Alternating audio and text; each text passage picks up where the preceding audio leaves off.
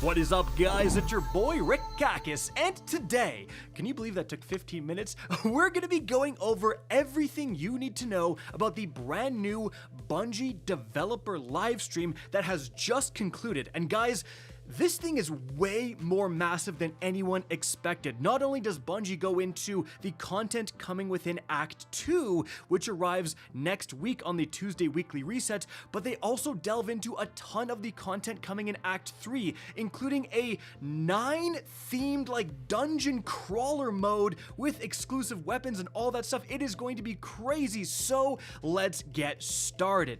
Now, first things first, your boy got roasted right off the bat. I'm doing great. Thank you for your 15-minute Rick Kakis intro. Alright, DMG, you got me there, because if anyone knows about stretching out content, it is Bungie. Hey guys, remember the Barrow Dyad quest that came out a few weeks ago? Well, it turns out you only get 2 of the catalysts with Act 2, and you gotta wait another month to get the other 2 and finish the quest. Yeah, anyways, no, seriously, it was a fantastic stream. All love to DMG for the amount of crap I post on Twitter. I'm getting off pretty lightly here. Let's talk about the first thing they revealed, which is a brand new activity that is coming with Act 2 called the Court of Blades. So this is a play on the Court of Oryx from Destiny 1, guys, and as you can see right here, we have some gameplay of this activity playing in the background. Essentially, you go to this court area. You actually have a couple of different like unique modifiers that spawn in between rounds. You can see these statues like display kind of what those modifiers are, and then you're gonna go and be teleported to a certain area and have to finish, you know, whatever objective, whatever boss fight is in that area. Now, once you get that done, the interesting part is that, as you'll see from the gameplay, when you kill some of the bigger guys and so on, you will get ruins, and you can actually spend these ruins on boons. So unlike the Nether, where you do the activity and you just get to pick one of 3 of these boons, here you're going to be accumulating relics. You can potentially like save up your, I shouldn't say relics, ruins for more powerful boons, and you can really pick kind of exactly what you want, and you can see the players here activate what boons they want for this activity. Now, something very important they mentioned is that it's not just this one new activity to play. The existing activities are actually getting some refreshes. Specifically, they said with the Nether, there's going to be new areas you go to and new bosses to fight. And that's awesome. So you're going to be able to go back in the Nether, and that's going to feel fresh as well with Act 2, guys. Now, that's for the activity. What are you playing these for? Well, we actually have a pretty large amount of new weapons coming with Act 2. So remember with Revenant, we got like 2 weapons for Act 2? Well, in this stream, Bungie showed 4. So let's go over them. The first one was the Refusal of the Call. As you can see, it's an adaptive frame strand glaive. So this will be in your top like kinetic slot, which is very exciting. And the role it has here is Discord, which after a buff will actually give you ammo back when you get a kill with it active, and also sword logic. So already some pretty spicy rolls here, and again, being in that very unique slot, I think there's only one other stasis glaive that would compete for a glaive in that top slot. That's pretty darn cool. Now, the next one here was the Anemesis, whatever it's called, but this is a new lightweight frame void bow, and as you can see, it has the role of repulsor brace plus destabilizing rounds for those void synergies. Destabilizing rounds is like arguably the best perk in the game at this moment because void is so meta. And they also spent time talking about on stream how the origin trait Willing Vessel will actually improve your draw time with your bow, and so overall this does look, if you like bows, like a pretty exciting weapon drop. Now after that, guys, the next weapon they looked at here was the Division. Now this is a new heavy burst, so 2-round burst sidearm. It's arc, again featured element this season, and as you can see here, it can actually get volt shot in the right column. So like a volt shot heavy burst sidearm could be pretty decent. Now lastly, guys, they showed off the Afterlight, which is a new void adaptive frame fusion rifle. Yet again, we have destabilizing rounds present here. Remember, like with Runneth Over, like right now we have the special kind of pre-masterwork version with that runneth over origin trait. That second one you get if you do get a pre-masterwork version, that's going to improve your overall magazine size. So with something like a fusion rifle, that is super good, especially because they also said it could get Ambitious Assassin plus Reservoir Burst, which is going to greatly increase your damage as long as you're over your normal magazine capacity. But again, that's why I'm talking about running over could increase that even more so that could be a spicy combo for sure, guys. So again, those are the 4 new Heresy weapons that you're going to be grinding in Act 2, I believe. Like, at least during the stream, they did not say at any point like, oh, these are for Act 2 and then these 2 are for Act 3. They really seemed like all 4 of these weapons are going to be launching next week. And again, that is a lot of weapons. But in addition to that, guys, with the launch of Act 2, we also get a new row of seasonal artifact perks, and the theme this time is trace rifles. So as you can see right here, we have Overload trace rifles. After that, we have one called Beam Medic. So rapid trace rifle final blows heal you and nearby allies. Powerful combatants increase the amount. So that's pretty sick. Then in column 3, we have Elemental Siphon. Rapid final blows with a kinetic weapon or a weapon matching your equipped super. Create an elemental pickup that matches your equipped super. And the boost is that they grant matching super energy when they're collected. The person on stream actually went over to the Geomags to kind of say, guys, the Geomag build for the Warlock with Elemental Siphon is going to be nuts. And it is. Like, oh my god, that means even more ionic traces that give you even more super energy. That is actually going to be potentially broken. Then we have Harsh Refraction. Trace rifles do more damage to targets affected by elemental debuffs matching their element type. So if you're using a Void Trace Rifle and you're shooting a weakened target, you're going to do even more damage. An important one in all of this is the Microcosm, guys. That is a heavy kinetic trace rifle, and Bungie said on stream that Harsh Refraction works so that it will benefit from any elemental debuff.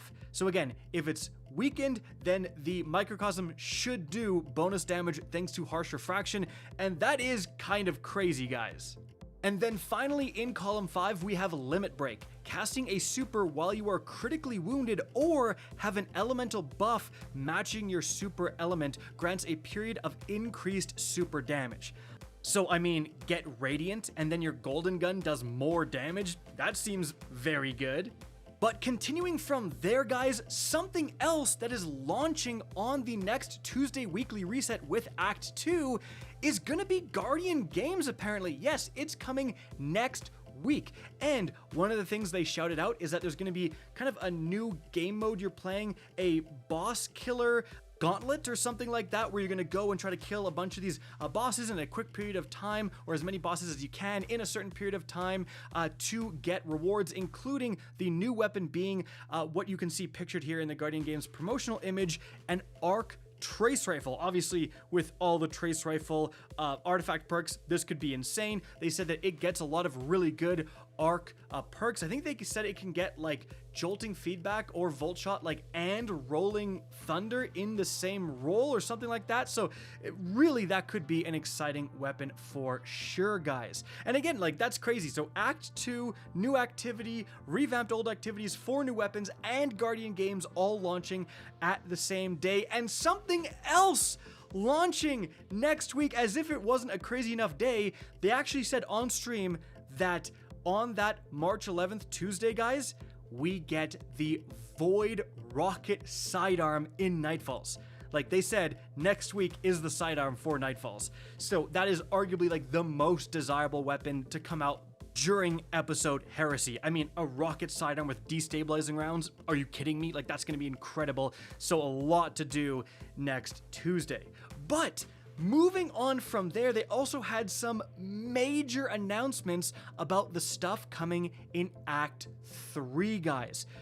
So, similar to Into the Light, and a more apt comparison might actually be to Pantheon, this is a free-for-everyone activity that will tide us over until the launch of the next big expansion with codename Apollo. So, what is it? Well, it's called the Rite of the Nine, and it's going to be like a special dungeon crawler event.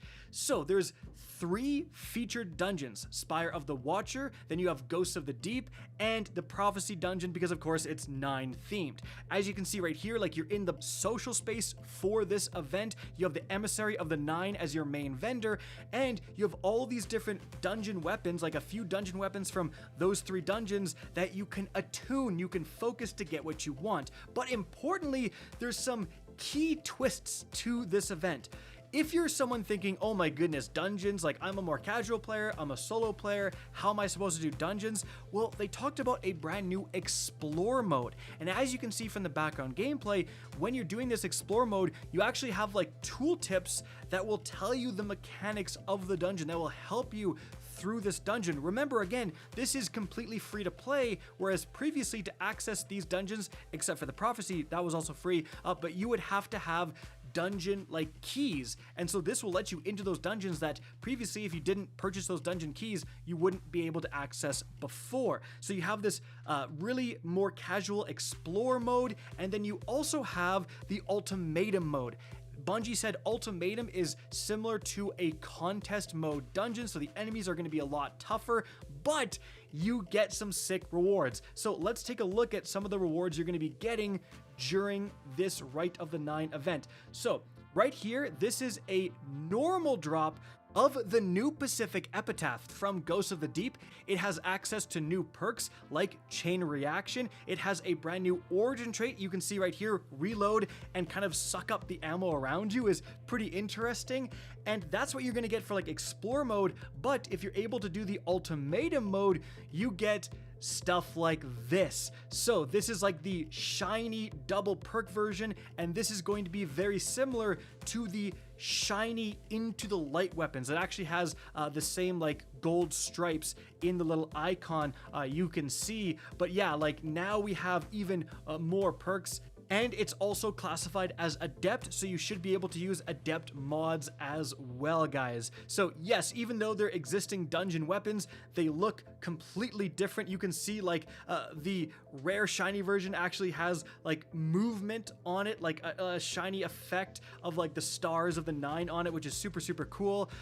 And they have entirely new perk pools, a new origin trait. They're, for all intents and purposes, new weapons for the most part. And so overall, this seems like a pretty sick event, honestly. Like going for those Adept shiny double perk rolls, like those weapons could be very valuable, and from what we saw on stream, have some pretty disgusting rolls, guys. And one more thing they showed off for the more casual like Explore mode, they actually added some mechanics. As you can see right here, when one person makes it through a jumping puzzle, you have these platforms rise, and that will help people who might be struggling. But again, that's the casual mode. You also have the hardcore Ultimatum mode that again is going to feel like a contest, so there kind of is something for everyone with this activity. But after that, there's one more thing they showed off on this live stream, and that is a Brig versus Tanks PvP mode, as you can see right here, called Heavy Metal. This is also going to be dropping with Act 3, and I believe this will just be like a limited time event. It'll go and come back, like it's here for a week, it goes, it comes back, kind of like, you know, Team Scorched, for example. But this does look pretty fun, 3v3 Brigs versus Tanks, so you have that to look forward to as well. So overall, again, really jam-packed stream. We especially learned some crazy stuff with Act 3. Funny enough, like all they talked about in Act 3 was like, again, the second half of the Barrow Dyad quest and the dungeon event and Heavy Metal. I don't actually, are we even getting any episode Heresy weapons in Act 3? Like, I think it's kind of pretty light on the Heresy stuff. We're mainly going to be transitioning into this huge Rites of the 9 event, and then going from there into Codename Apollo. But that's it for the video, guys. Hope you enjoyed and found this informative. If you did, please remember to help me out by simply rating and especially sharing this video. If you guys want to see more Destiny 2 content similar to this, don't be afraid to slap that subscribe button. If you want to get in touch with me and keep up to date with the latest channel activity, the best way is to follow me on Twitter at RickCacus, that is linked in the description down below. Again, I hope you enjoyed the video, and as always, have a good day.